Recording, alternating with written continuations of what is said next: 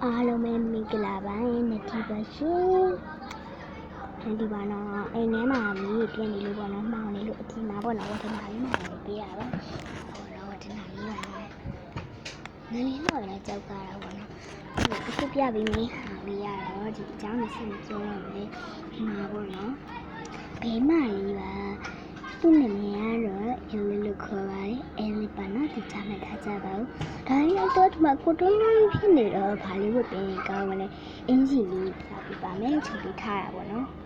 ချုပ်ပေးထားတဲ့အင်ဂျီလေးရတော့ဒီမှာဖြစ်ပါတယ်အများကြီးပဲပေါ့နော်အခုအဲ့ဒါဆိုရင်သူ့ကိုတစုံချင်းနေစဆန်းပြကြမယ်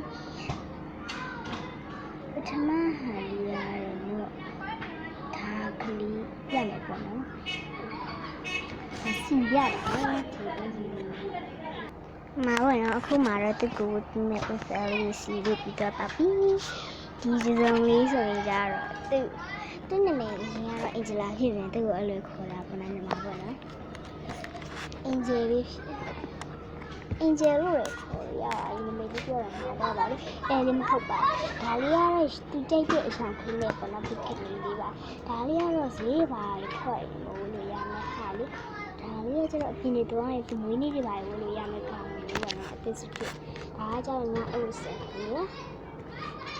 အခုအဲ့ဆိုရင်စာပြီးတော့ကိုရင်းရမယ်ဒီမှာဆိုတော့ဒီပေါ့နော်ဒီအင်ဂျင်ဆိုရဟာလေးဒီအင်ဂျင်ဆိုရဟာအင်ဂျင်ဆိုရဟာလေးဒီနည်းနည်းโอเคဒီမှာအင်ဂျင်လေးရလို့ကောင်းတယ်အခုအဲ့ဆိုရင်ဒီဇုံပြန်ချုပ်ပါမယ်ဒီဇုံပြန်ချုပ်ရပြီးခဏကတ်ထားရပါနော်ပြီးရင်တော့ဒီဇုံလေးကိုလဲရမယ်โอเคဒါတော့ဒီကနီလေးပေါ့နော်ဒီကိုဆိုပါပြတ်ဖြောက်လိုက်မယ်နောက်ထပ်တစ်စုံကတော့ဒီဇုံလေးပဲဖြစ်ပါတယ်ပေါ့နော်ဒီဟာလေးကအဲ့ဟာလေးစလို့ရတယ်ပေါ့နော်ဒါကတော့ shopping ထွက်ပုတ်ပုတ်ပပဝယ်လို့ရမယ်ဂျင်းလေးပေါ့နော်โอเคဒါလေးရကြတော့ Korea style လေးပေါ့နော်ဒီမဲ့โอเคဒါတော့ကောင်းဝင်နေရပါတယ်ဝယ်လို့ရမယ်ဟာလေတရားလေးနဲ့ပို့လိုက်ဖြစ်လေဆိုတော့ကိုcomment မှာမှတ်ပေးကြည့်အမှတ်ပေးကြပါဦးဘယ်ရလေးကိုဘယ်နဲ့မှတ်ပေးလဲဆိုတာပေါ့နော်ဒါလေးကတော့ညာရွေးဆိုမှာဒါလေးကတော့ဒီလိုမိုးလေးပေါ့နော်ညာရွေးဆိုလေးအားလုံးနဲ့အလိုက်ဆောင်လေးဆိုကောင်းလာတာဆက်ချက်ပါအားလုံးပဲဘိုင်ဘိုင်